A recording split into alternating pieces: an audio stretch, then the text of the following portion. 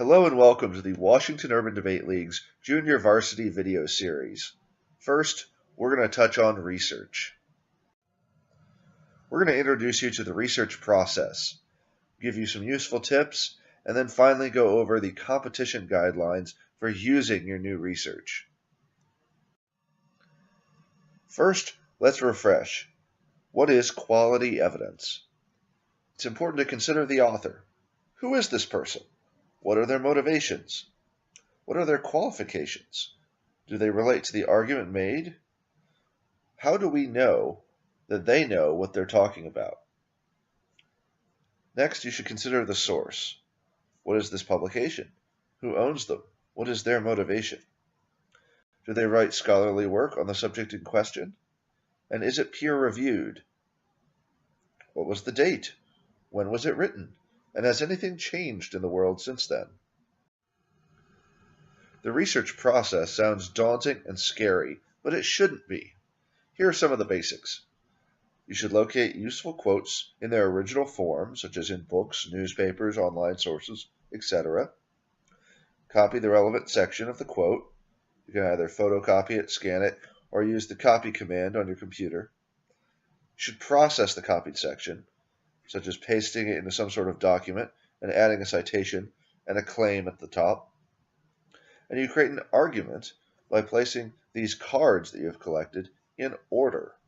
This means organizing individual cards into a more comprehensive collection of complete arguments. Before you jump down the rabbit hole of the internet by Googling basic phrases related to the topic, consider what you want to find. Brainstorm. Talk to your parents, teachers, teammates, your coach, or the WUDL staff or judges about different ideas you have related to the topic. Read topic overviews. There are lots of them on our website, and other generic information like Wikipedia pages about the topic.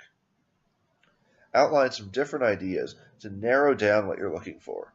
Are you trying to write a new affirmative case? A new topicality argument? Or are you just looking for answers to your friend's new affirmative? Let's talk about searching for evidence. The first step is obvious. You'll need to find some sort of published material about the debate topic, and specifically about the part of the topic you want to make an argument about. Second, identify relevant passages that you think would be useful to read during a debate. You're looking for evidence that makes claims you need related to an argument you're making and reasons why those claims are true. Useful things include status quo descriptions, which are explanations of how things stand right now in the world. This is your inherency and your uniqueness. Evaluations are great, conclusions about how well or poorly something is working. This is useful for solvency attacks or for the impact debate. Causal claims are predictions, such as that events are coming or discussions of cause and effect are awesome. This is your link debate for advantages, disadvantages, and critiques. And lastly, judgments and conclusions, especially ones that are comparative. This could be solvency, impacts, or alternatives, and is often the best place to find high-quality evidence. So, let's go over a few frequently asked questions. How much should you quote? Well, the minimum is one paragraph that you can highlight down to grab the key points. In terms of a maximum, however much you need to make the argument. If it goes over a page, I would consider breaking it down into multiple pieces. The other question we always get is, how much evidence do I need? Well, can you ever really have enough? There is a sliding scale between quality and quantity. One really good piece of evidence is worth 10 really bad cards. Different warrants supporting the same claim can be very valuable to make it hard for the affirmative or the other team to answer your claim. Let's run through a few of the research resources available through the WUDL website. There's a whole page dedicated to help you with your research, including Twitter handles to follow, think tanks, influential publications, recent topic research, research guides, and suggested reading. I frequently post useful articles on our Twitter and Facebook pages, so follow along there too. Let's talk about finding relevant material, as this is often the most daunting part of the research process. First, let's talk about libraries. General research on the topic will inform you where to search for specific things, which think tanks take which positions, what is in the newspapers and what is in academic journals, etc. Libraries? Well, books exist for a reason. Evidence from books is almost always of a higher quality than on online sources. They likely have more in-depth discussions and better research. Secondly, evidence in books is often unique to you. Unless someone else has actually read that book, no one else will have it. I recommend the shotgun method. Go to a library and grab all the books related to the topic at the library. Skim through the indexes, table of contents, etc. to see how applicable they actually are. Remember, librarians are people paid by the library to help you with your research. Use them. They're going to be thrilled that a young person is actually engaging with them and using their expertise. Let's talk about the internet, specifically when it comes to newspapers and magazines. The internet is a wild west of, quote, published information, full of blogs, slander, babble, and the occasional scholarly article and useful newspaper. Tread with care. Look for major newspapers online, such as the Washington Post, the New York Times, the Wall Street Journal, the San Francisco Chronicle, the Chicago Sun, the Boston Globe, the Tampa Bay Times, the LA Times, or other regional newspapers. Be sure to consider political journalism, such as Politico, Roll Call, The Hill, Governing, or Real Clear Politics. When it comes to magazines, go for the heavyweights. We're talking The Atlantic, the National Review, Time, The Economist, The New Yorker, Wired, Forbes, Foreign Policy, Foreign Affairs, The Nation, The Weekly Standard, or something like Mother Jones. It's important to use the News tab in the search bar to find up-to-date coverage on breaking news. Let's talk a little bit about think tanks. Think tanks are collections of people paid to do intellectual work. They write articles trying to influence or inform policymakers, and they often argue with each other. Look for this intellectual sparring. It usually provides some of the best comparative research. Most of these think tanks are based here in Washington, D.C. Here's a review of some of the big ones. The Brookings Institution, Heritage, Cato, the American Enterprise Institute, the Center for American Progress, the Urban Institute, the Council on Foreign Relations, the Rand Institute, the Center for Strategic Studies, the Carnegie Endowment for Peace, the Atlantic Council, the Peterson Institute for International Economics, the Aspen Institute, the Hoover Institute, the New America Foundation, the Center for Budget and Policy Priorities, the Stimson Center, the Hudson Institute, and Pew, just to name a few. Let's talk about academic journals. These are where scholars publish their work.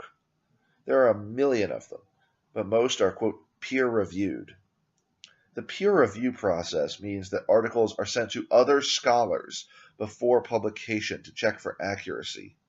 It's not a perfect system, but peer-reviewed research is usually better than most other sources because it's been checked by other experts in the field for accuracy. Use Google Scholar, Project Muse, or LexisNexis to begin a search. Many of these resources are behind paywalls. Don't give up. Email your teacher or the WUDL program director, and they'll be able to get the article for you. Doing research at a public library or school might get you around some of these firewalls. Almost all universities have 90% of academic journals available to their students. So if you have access to a university library, that'll also help get you behind some of these paywalls. Let's talk about the rest of the internet. This is where it gets tricky, and where the qualifications of authors rapidly become suspect. Business journals or newsletters and other industry reports can definitely have some value. These days, many experts and qualified individuals write blogs. Go look up the qualifications before you do a deep dive into a blog. Interest groups also write a lot about their causes. It definitely comes with a distinct point of view, but that doesn't mean it's also wrong. When you've done a bunch of research, when you put it all together, you often realize that you're missing a few specific pieces. Similarly, you might want to find a specific piece of evidence to attack an opponent's case. You'll want to identify key words that will be in the article that you want to find. Use quotations in the search bar to isolate these keywords in the order you want to find them. Separate quotes with the word "and." Here are some examples. If you want to find an article about how awesome peanut butter and jelly sandwiches are, you could Google the words peanut butter and jelly without quotations and get 2 million results. You could search for peanut butter and jelly in quotes and get 750,000 results. By adding the word sandwich, you might get 500,000 results. But if you add the word delicious and peanut butter and jelly sandwiches, you'll get 125 hits of exactly what you want. There are places to find debate evidence already created on the internet. Let's talk about the pros and cons. First, it is less work. And second, it's useful to survey what other people are researching, what you'll need answers to, and to get some inspiration when you go to do research. The downsides, however, are substantial. Depending on other people to do your work for you is lazy, and you will not learn anything. College and a lot of jobs in the real world are all about research. Learning to do so will make college really easy. But if you wait until college to learn how to be a good researcher, and frankly, it will suck big time. Secondly, these files mostly come out of summer camps and are written by other high schoolers, meaning that the quality of the evidence is very suspect. Most are written under time constraints, so they're going for a quality is less important than quantity approach. Third, nobody puts, quote, the good stuff out there for everyone to find. They keep it to themselves. This is a competitive activity, and people want to win after all.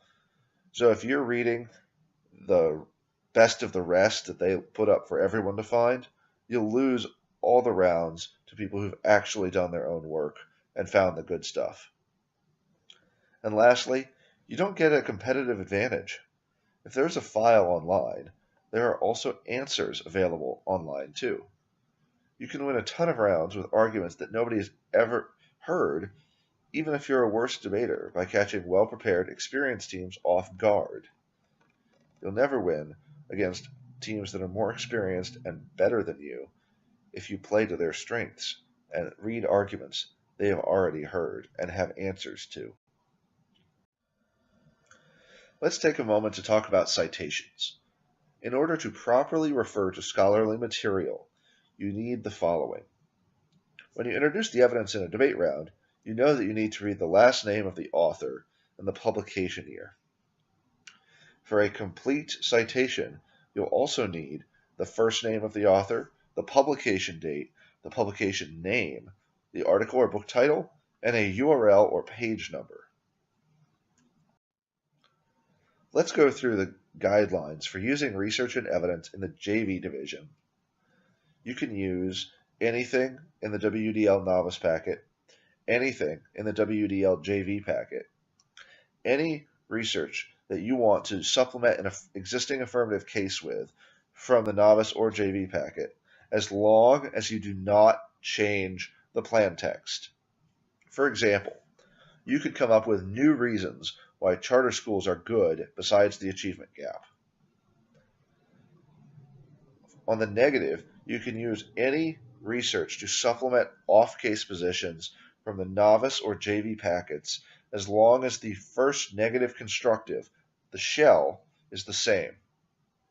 For example, if you find a new reason that federalism is bad that's not in the packet, feel free to read it in the block. Do not write a new plan text for an affirmative or do research for a completely new affirmative. Do not write a completely new off-case position. If you're doing these things, just go to varsity and have fun. For further reading, I would encourage you to check out Joe Bellin's Guide to Policy Debate. It has an excellent section on research, including how to efficiently process evidence in Microsoft Word and some great pictures of blocks. Here's the link. You're going to be looking for pages 86 through 108.